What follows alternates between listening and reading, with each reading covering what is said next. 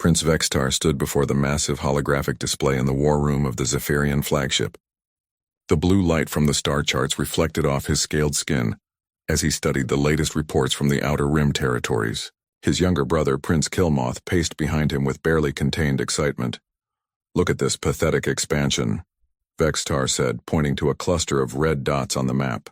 "These humans have claimed 12 systems in just 50 cycles. They build their colonies like insects, spreading without any real strength."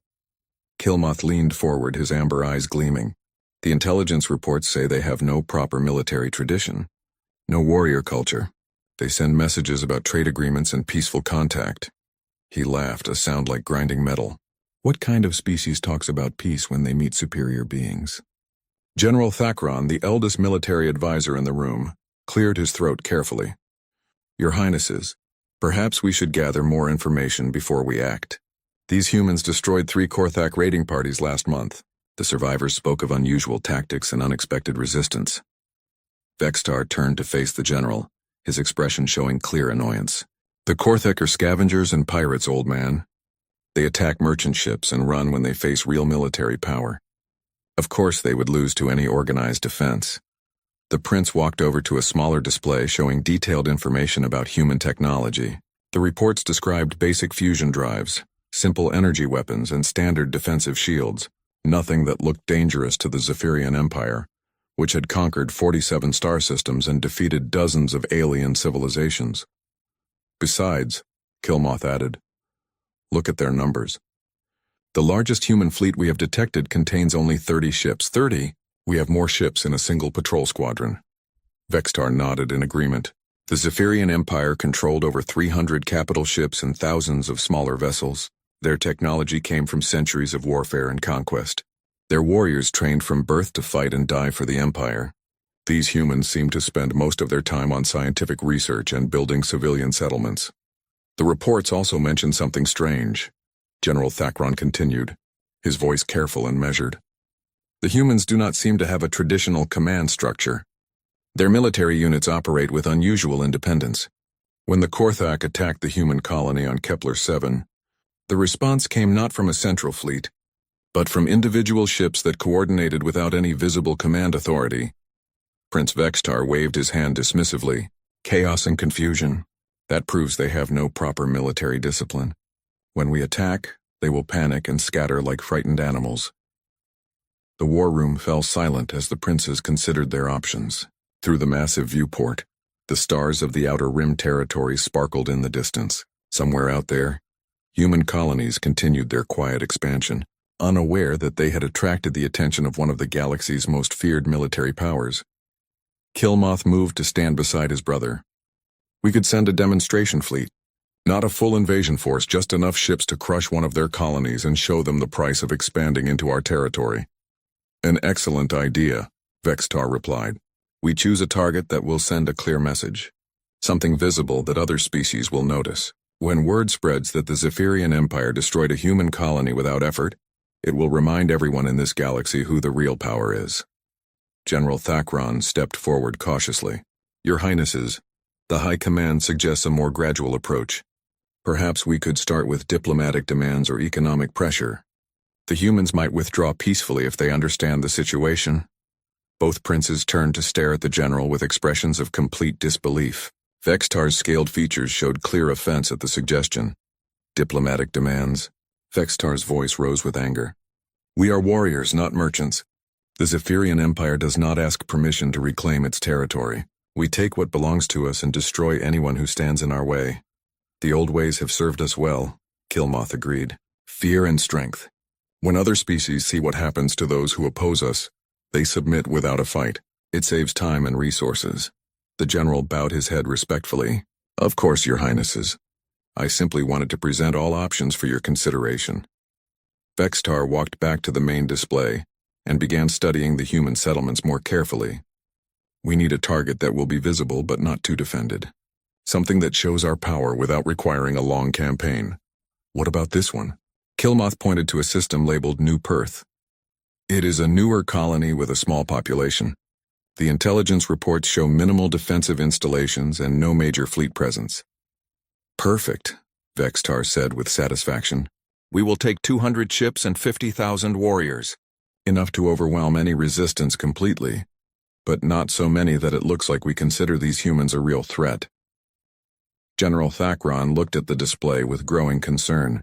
200 ships seems like a very large force for a single colony, Your Highnesses. Perhaps 50 ships would be sufficient for a demonstration. Vextar laughed, the sound echoing through the war room. Better to use too much force than too little, General. We want to crush this colony so completely that no human will ever consider resisting us again. When they see what our military power can do, they will abandon their expansion and retreat to their home system. And if they do not retreat? The general asked quietly. Then we will destroy them all. Kilmoth answered with a cold smile. Species that cannot recognize superior power do not deserve to survive. It is a basic law of the galaxy. The princes spent the next several hours planning their attack. They would arrive at New Perth with overwhelming force and demand immediate surrender. If the humans refused, they would demonstrate Zephyrian military superiority by destroying the colony's defenses in a matter of minutes. The survivors would carry word of the Empire's power back to human space. As the planning session continued, General Thakron found himself thinking about the strange reports from the Korthak raids. The human defensive tactics had been unlike anything in the military databases. Their ships had moved in patterns that seemed random, but proved to be highly effective. Their weapons had performed far better than the technical specifications suggested they should, but the general kept his concerns to himself. The princes had made their decision, and questioning the wisdom of royal commands was dangerous for everyone involved. Besides, 200 Zephyrian warships represented enough firepower to level an entire planet. No single colony could stand against such overwhelming force. The attack on New Perth would begin in 7 days. 7 days later, the Zephyrian armada dropped out of hyperspace at the edge of the New Perth system. 200 warships arranged themselves in perfect battle formation, their hulls gleaming with the dark metal that had struck fear into countless civilizations across the galaxy. Prince Vextar stood on the bridge of his flagship, watching the tactical displays with satisfaction. The human colony appeared exactly as the intelligence reports had described. A single inhabited planet with basic orbital stations and a few mining facilities on nearby asteroids. No defensive fleet in sight. Begin the standard approach, Vextar commanded. Full battle formation. I want these humans to see exactly what they are facing. The massive fleet moved forward slowly, allowing the humans time to detect their presence and understand the hopelessness of their situation. This was psychological warfare at its finest. The sight of 200 alien warships would terrify any reasonable species into immediate surrender. Your Highness, the communications officer reported, we are receiving a transmission from the planet. Put it on the main screen, Vextar ordered. He expected to see a human leader, probably terrified and ready to negotiate for the lives of his people. Instead, the screen showed a young human female in a simple military uniform. She appeared to be sitting in what looked like a small spacecraft, not a command center or government building. Behind her, Prince Vextar could see several other humans working at various stations. This is Lieutenant Sarah Chen of the Earth Colonial Defense Force, the human said in a calm, professional voice. You have entered the New Perth system without permission or invitation. Please identify yourselves and state your business here. Prince Kilmoth, who had been watching from his own command station, burst into laughter. Did she just demand that we identify ourselves? Does this creature not understand what she is looking at? Vextar found himself momentarily speechless. He had expected fear, panic, or desperate pleas for mercy. Instead, this human was speaking to him as if she had the authority to question his presence. Human, Vextar said, his voice carrying the authority of countless military victories. I am Prince Vextar of the Zephyrian Empire. You are looking at 200 warships and 50,000 of the finest warriors in the galaxy. Surrender immediately, and we may allow some of your people to live. Lieutenant Chen looked at something off-screen for a moment, apparently checking some kind of display. When she turned back to face the camera, her expression remained completely unchanged. Prince Vextar, I appreciate you identifying yourself. However, you have not followed proper diplomatic protocols for entering this system. New Perth is a sovereign human colony operating under Earth colonial authority. If you wish to establish formal contact, you will need to work through proper diplomatic channels. The bridge of the Zephyrian flagship fell completely silent. Every officer and warrior stared at the screen in total disbelief. This single human was calmly explaining diplomatic procedures to one of the most powerful military forces in the galaxy. Diplomatic channels? Prince Kilmoth's voice cracked with incredulous laughter. Brother, I think this human may be mentally defective. Perhaps their species does not understand the concept of military superiority. Vextar felt his anger rising. In his entire life, no one had ever dismissed his authority so casually. Lesser species either surrendered immediately, or at least showed proper fear when faced with Zephyrian military might. Human, you clearly do not understand your situation, Vextar said, his voice becoming dangerous. We are not here for diplomacy. We are here to demonstrate the price of expanding into territory claimed by the Zephyrian Empire. Surrender now, or we will destroy your colony. Lieutenant Chen appeared to be listening to something through an earpiece. She nodded once and then looked back at the camera. Prince Vextar, I have consulted with my unit regarding your demand. We are not authorized to surrender this colony or negotiate territorial agreements. Such matters would need to be handled by civilian authorities through proper legal channels. In the meantime, your fleet is in violation of colonial space. Please withdraw to a distance of at least 10 million kilometers while diplomatic contact is established. Prince Vextar stared at the screen in complete amazement. This human was not only refusing to surrender, she was ordering him to withdraw his fleet. The sheer audacity was beyond anything he had ever encountered. Your unit? Vextar asked, his voice becoming very quiet and dangerous. How many ships do you command, Lieutenant Chen? I command Scout Unit 7, Chen replied matter-of-factly. 12 personnel operating from a single reconnaissance vessel. We are currently conducting routine patrol exercises in this system. The bridge erupted in shocked murmurs. 12 humans, a single small ship, and their leader was calmly ordering a fleet of 200 warships to withdraw. General Thakron, who had been monitoring the conversation from the tactical station, approached the prince's command chair. Your Highness, perhaps we should consider that this human may be stalling for time while a larger fleet approaches. Vextar gestured to the sensor operator. Report. Are there any other human ships in this system? No, Your Highness. Long-range sensors show only the single small craft that is transmitting to us. No other vessels within 12 hours of travel time. Prince Kilmoth laughed again, but the sound was becoming strained. 12 humans in a single small ship are ordering us to withdraw. Brother, we have to destroy them. Not for military necessity, but to preserve our dignity. Vextar found himself in a situation unlike anything in his military experience. Destroying 12 humans would hardly count as a glorious victory, but allowing them to defy the Zephyrian Empire was completely unacceptable. Lieutenant Chen, Vextar said, his voice now carrying deadly certainty. You have one final opportunity to surrender. If you refuse, we will consider your unit as representing active resistance to the Zephyrian Empire. Lieutenant Chen appeared to be consulting with her team again. After a moment, she turned back to the camera with the same calm expression. Prince Vextar, I understand you believe you are in a position of strength. However, you should know that Scout Unit 7 is trained and equipped for contact with unknown hostile forces.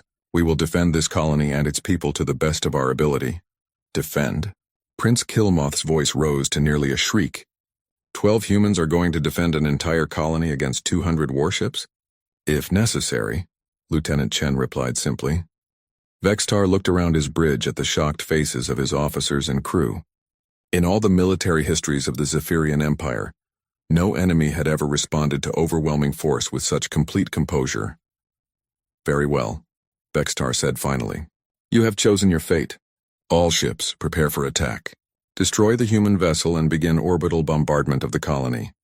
Understood, Your Highness, came the response from Fleet Command. Lieutenant Chen appeared to receive some kind of signal through her earpiece. She nodded once and then looked directly at Prince Vextar. Prince Vextar, you should know that Earth Colonial Command will be informed of this unprovoked attack. Your actions here will have consequences. The only consequence, Vextar replied coldly, will be the complete destruction of your species' expansion into our territory. Lieutenant Chen reached forward and the transmission ended. Prince Vextar turned to his weapons officer. Begin the attack. Show these humans what happens when they defy the Zephyrian Empire. As the first weapons charged and the fleet moved into attack position, none of the Zephyrian commanders imagined that they were about to face the most devastating military defeat in their empire's history. They saw only 12 humans in a small ship, impossibly defiant but ultimately helpless. They were about to discover how wrong they were. The attack began exactly as Prince Vextar expected. His flagship opened fire with its main plasma cannons, sending streams of superheated energy toward the tiny human scout ship. The other vessels in the fleet followed, creating a devastating barrage that should have vaporized the target instantly. The energy beams struck empty space. "What happened?" Vextar demanded, staring at the tactical display. "Where did they go?" "Unknown, Your Highness," the sensor operator reported, his voice confused. "The human ship appears to have moved. Our targeting systems show it was there when we fired, but the beams missed completely." Prince Killmoth leaned over his own display, trying to understand what had occurred. "How fast are these humans? Our sensors should have tracked any movement." "Sir, we are detecting the human vessel," another officer called out. "Distance 12,000 kilometers, bearing 77 Mark IV. They appear to be moving at standard sublight speeds." Vextar studied the new position carefully. The human ship had not moved impossibly fast. Instead, it seemed to have predicted exactly where the Zephyrian weapons would fire, and moved away just before the attack arrived. Fortunate guess, he decided. Target them again. This time use proximity charges so they cannot avoid the blast. The fleet weapons recharged and fired again. Once more, the human ship was not where the targeting computers expected it to be. The proximity charges detonated in empty space while the scout vessel continued its steady movement through the battle zone. "Your Highness," the communications officer reported, "we are receiving another transmission from the human vessel." "Put it through," Vextar ordered, his confusion now mixed with growing anger. Lieutenant Chen appeared on screen again, still sitting calmly at her station. Behind her, the prince could see her crew working with the same professional efficiency as before. "Prince Vextar, you have now fired on a Colonial Defense Force unit without provocation.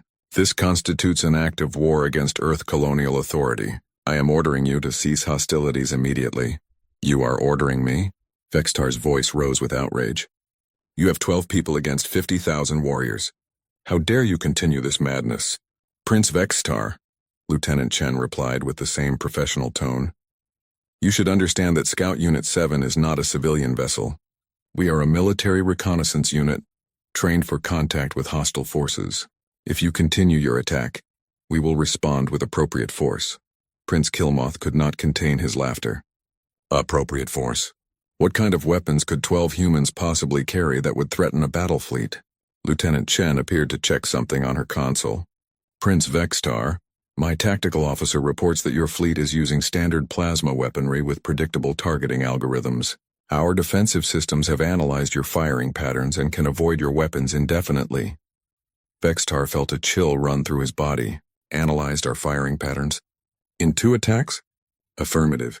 Human military doctrine emphasizes adaptive tactical systems. We have also identified several vulnerabilities in your fleet formation and individual ship designs." General Thakran, who had been watching the exchange with growing alarm, stepped forward. "Your Highness, perhaps we should consider withdrawing and reassessing the situation." "Withdraw?" Vextar turned on the general with fury. "From 12 humans, never!" All ships switched to rapid-fire pattern. Saturate the area with continuous fire. The Zephyrian fleet opened up with everything they had. Hundreds of plasma cannons, missile launchers, and particle beams filled space with destructive energy. No single ship could possibly avoid such a massive barrage. But the human scout ship did not try to avoid it. Instead, it moved directly toward the attacking fleet. "Sir, the human vessel is approaching our position," the sensor operator reported with disbelief. "They are moving through our weapons fire without taking any damage." On the main screen, Prince Vextar watched something impossible. The tiny human ship weaved between plasma beams, dodged missile explosions, and somehow found paths through the deadly barrage that should not have existed. "How are they doing this?" Killmoth demanded. Lieutenant Chen's voice came through the communication system again. "Prince Vextar, we are now within effective range of our defensive systems. I strongly advise you to order your fleet to stand down." "Defensive systems?" Vextar laughed with desperation more than humor. "What could you possibly do to harm ships this size?" The answer came immediately. A thin beam of energy struck the Zephyrian flagship's forward shield array. The shields flickered and died instantly. "Shield failure on forward array," the tactical officer shouted. "How is that possible?" That was barely a light weapons hit. Prince Vexitar, Lieutenant Chen's voice continued calmly. Human railgun technology operates on different principles than your plasma weaponry. Our kinetic projectiles are designed to overload shield generators through resonance cascade effects. Another beam struck a nearby Zephyrian cruiser. The ship's shields collapsed and its hull armor began to fail. Emergency alarms sounded throughout the fleet as captains reported shield failures across multiple vessels. All ships, evasive maneuvers, Vexitar commanded. How are they targeting so many ships at once? Sir, the human vessel appears to be using some kind of predictive targeting system, the sensor operator reported. They are hitting ships that have not even entered their direct line of sight. Prince Killmoth stared at his tactical display in growing horror. Brother, they are not just avoiding our weapons. They are predicting where every ship in the fleet will be and striking preemptively. The impossible battle continued for another hour. The human scout ship moved through the Zephyrian formation like a deadly spirit, striking critical systems with surgical precision while avoiding the increasingly frantic return fire. One by one, Zephyrian warships lost their shields, weapons, and propulsion systems. Your Highness, General Thakron reported, his voice filled with disbelief. We have lost 37 ships. The humans have suffered no detectable damage. Vexitar could not speak. Everything he understood about warfare, about military power, about the natural order of the galaxy was crumbling around him. 12 humans in a single small ship were systematically destroying the finest fleet the Zephyrian Empire had ever assembled. Sir, Prince Killmoth's ship is reporting critical damage, the communications officer announced. Their reactor is destabilizing. On the tactical display, Vexitar watched his brother's flagship drift helplessly as secondary explosions ripped through its hull. The prince managed to escape in a life pod just before the massive warship exploded in a brilliant flash of light. Rescue Prince Killmoth immediately, Vexitar ordered, his voice hollow. Lieutenant Chen's transmission came through again. Prince Vexitar, you have now lost significant portions of your fleet. I am offering you one final opportunity to withdraw your remaining ships from this system. Vexitar looked around his bridge at the faces of his crew. He saw fear, confusion, and the beginning of something he had never seen before in Zephyrian warriors. Doubt. How? He asked quietly. How are 12 humans defeating an entire battle fleet? Prince Vexitar, Lieutenant Chen replied. Scout Unit 7 represents standard Earth Colonial Defense Force capabilities. We are not special forces or elite units. We are simply trained to operate independently and adapt to unknown threats. Standard capabilities, Vexitar repeated, the words cutting through him like ice. If it helps, Lieutenant Chen continued, you should know that this engagement will be reported as a successful first contact mission. No human personnel have been injured, and we have gathered valuable intelligence about your military capabilities. Prince Vexitar realized with growing horror that while his fleet was being destroyed, the humans considered this to be a routine patrol encounter. They were not even fighting with desperation or fury. They were simply doing their job. All ships, he commanded, his voice barely audible, begin immediate withdrawal from the system. As the surviving Zephyrian vessels turned to flee, Prince Vexitar tried to comprehend what had just happened. His brother's ship was gone. Most of his fleet was destroyed or crippled. And 12 humans in a small scout ship had done it all while treating the battle as a standard defensive operation. The most terrifying thought was just beginning to form in his mind. If this was what human scouts could do, what would happen when they faced the real human military? The retreat from New Perth became a nightmare that Prince Vexitar would never forget. What should have been a simple withdrawal turned into a running battle across 3 star systems as the human scout ship pursued the fleeing Zephyrian fleet with relentless efficiency. Status report, Vexitar demanded as his damaged flagship limped toward the edge of the system. Around him, the bridge crew worked frantically to repair critical systems while monitoring the positions of their surviving vessels. 63 ships remaining operational. Your Highness, General Thakron reported, his voice heavy with exhaustion. Prince Killmoth is aboard the rescue vessel and uninjured, but his ship was completely destroyed. Vexitar nodded grimly.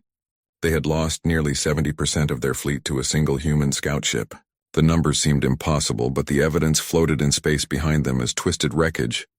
Are we being pursued? He asked, though he already suspected the answer.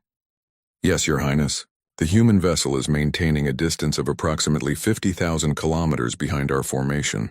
They appear to be observing us. The prince studied the tactical display with growing unease. The human ship was not attacking, but it was definitely following them. Its movements were precise and confident, like a predator stalking wounded prey. Perhaps they are satisfied with driving us away, suggested the communications officer hopefully. General Thakron shook his head. I do not think so. Look at their positioning. They are staying exactly outside our maximum weapons range, while maintaining perfect tracking of our course. This is intelligence gathering. As if to confirm the general's words, the human ship suddenly accelerated and moved to intercept a Zephyrian supply vessel that had fallen behind the main formation. The supply ship's captain, panicking at the approach of the deadly scout vessel, opened fire with his light defensive weapons. The human ship avoided the weapons fire effortlessly and responded with a single precise shot that disabled the supply vessel's engines. Then it moved alongside the helpless ship and attached some kind of device to its hull. What are they doing? Vextar asked, watching the incomprehensible scene unfold. Unknown, Your Highness. They appear to be scanning our ship designs, or perhaps installing some kind of monitoring equipment. After several minutes, the human ship detached from the supply vessel and moved away. The supply ship's engines came back online and it rejoined the formation. But now every Zephyrian commander knew that the humans had somehow examined their technology at close range. Sir, we are receiving a transmission from Captain Veltar on the supply vessel, the communications officer reported. Put him through. Captain Veltar appeared on screen, his expression showing a mixture of fear and confusion. Your Highness, the humans did not board our ship or attempt to capture any crew members. They attached some kind of scanning device to our hull and appeared to analyze our reactor design, weapon systems, and engine configuration. Did they communicate with you? Yes, Your Highness. The human female sent a message saying that she was gathering technical data for defensive purposes. She thanked us for our cooperation and wished us a safe journey home. Prince Vextar ended the transmission and sat in stunned silence. The humans had stopped their pursuit to scan a Zephyrian ship, and then politely thanked them for the opportunity. It was like being hunted by a creature that followed the rules of civilized behavior, while systematically destroying everything in its path. Over the next 6 hours, the pattern repeated itself 3 more times. The human scout ship would intercept a straggling Zephyrian vessel, disable it temporarily, conduct some kind of technical scan, and then allow it to rejoin the fleet. Each time, the human commander sent polite messages explaining that they were gathering defensive intelligence. Your Highness, General Thakron said quietly, I believe the humans are studying our technology to learn how to fight us more effectively. They are treating this entire encounter as a learning opportunity. The realization struck Vextar like a physical blow. The humans were not just defeating his fleet. They were using the battle as training for future conflicts.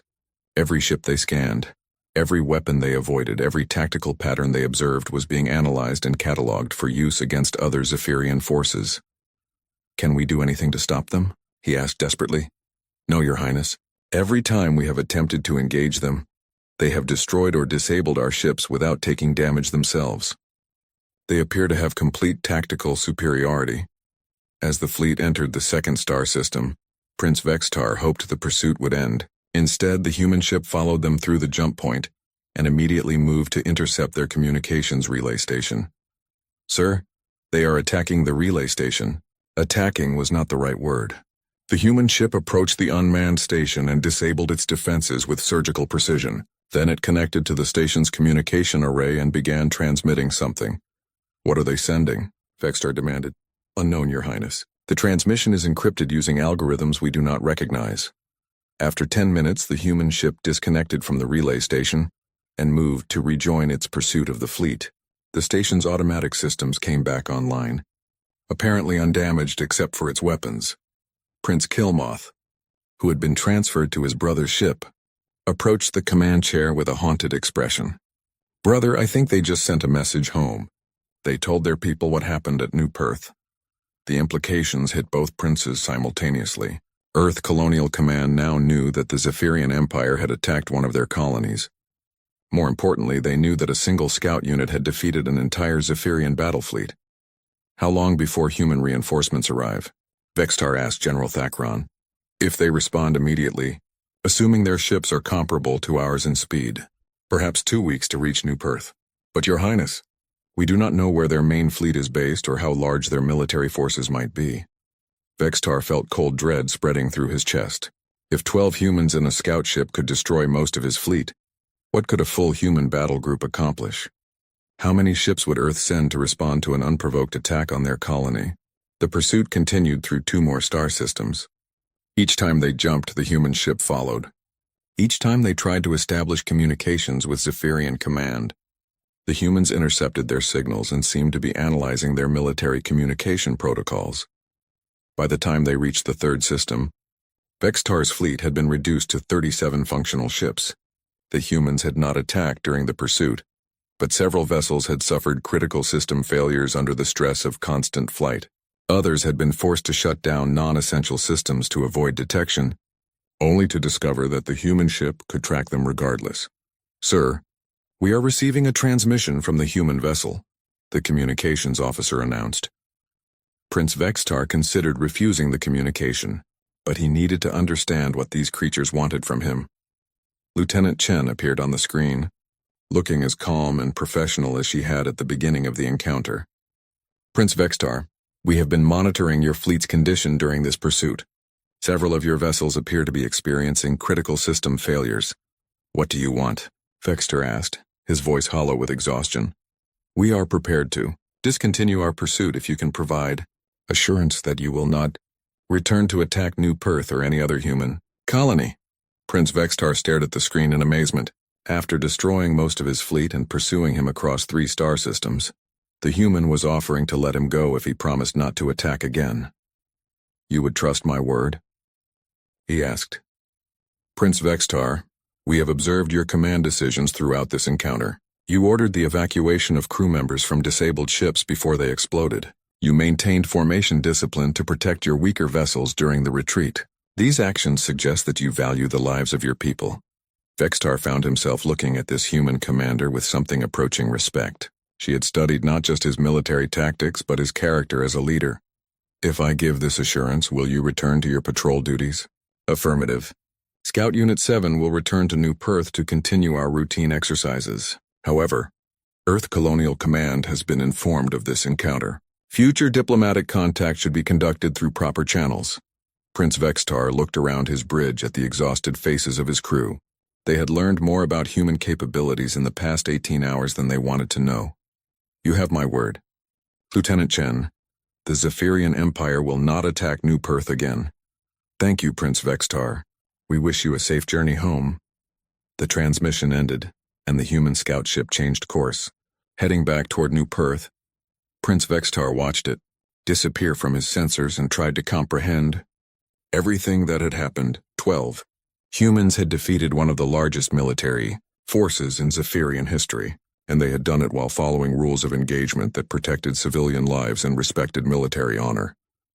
What kind of species fought wars that way? And what would happen when that species decided to fight back? 3 weeks later, Prince Vextar stood before the assembled representatives of the Galactic Council in the Great Chamber on Nexus Prime.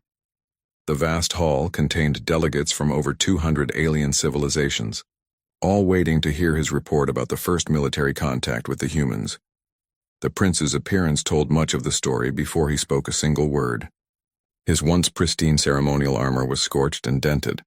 His scaled features showed the exhaustion of someone who had not slept properly in weeks. Most telling of all, his eyes held a haunted quality that experienced military commanders recognized immediately.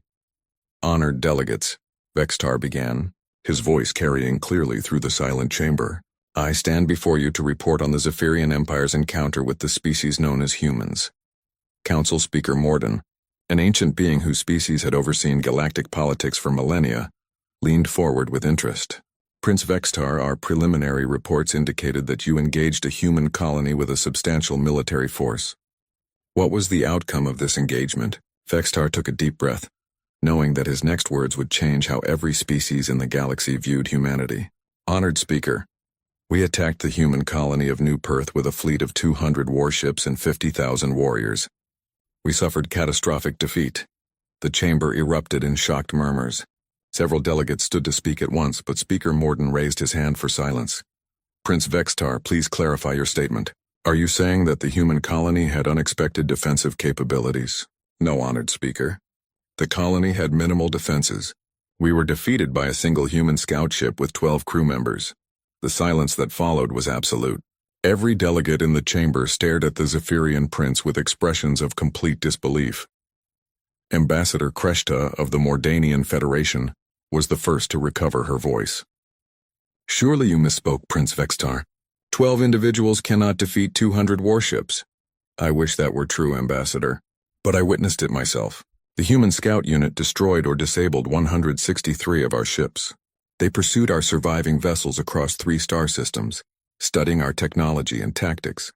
At any point during this pursuit, they could have destroyed our remaining forces completely. Prince Kilmoth, who had insisted on accompanying his brother to the council session, stepped forward.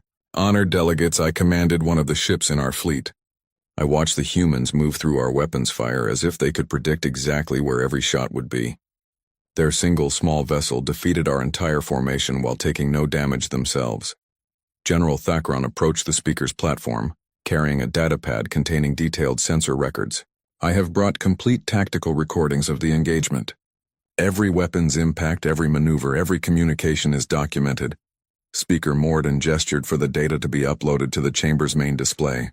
As the battle recordings played, the assembled delegates watched in growing horror.